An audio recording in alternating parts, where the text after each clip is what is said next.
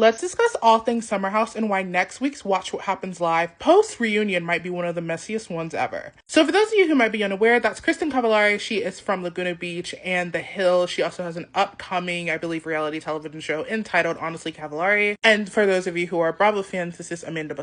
She is from the popular show Summer House. Now, lots of people don't know the lore here and why it's so messy, why I see you, Andy Cohen, what you're trying to do. But Kristin Cavallari has been actively involved in Southern Charm, Summer House lore. But for those of you unaware, Kristin Cavallari has been involved with Craig and Austin, and it was a whole thing 3 years ago. It was a whole thing. They were even on Joel Ma at one point. And the word on the street at the time was that K-Cav was with Austin from Southern Charm. But the true tea was that K-Cav was actually flirting with Craig. This is way before Paige. Now, at this time, when K-Cav was with Austin Kroll, it really made Madison mad. It was a whole thing. And Madison even went on a whole rant about how Austin was still, ironically, or still somewhat into her, despite him still being with K-Cav. Now, K-Cav and Craig were rumored to be a thing, rumored to be flirting, but eventually they cemented their status as friends. Even though there were even constant rumors from fellow castmates, on Summer House, Lindsay had even mentioned that they had a thing. But they both constantly refuted that they were both friends and have never been a romantic thing. But there was definitely a fling. Word on the street is that, like I said, they were a fling. They've been kissing, whatever, before. But even more recently in 2025, Craig and Austin have recently reunited with K-Cav, and they've had lots of laughs. And I just think it's so interesting. Not that they probably haven't been friends, but the fact that she comes in the picture, this is right after Paige and Craig break up. And Paige announced that her and Craig were not together in December, the end of 2024. And now K-Cav just happens to be back into the picture when she has an upcoming show coming out.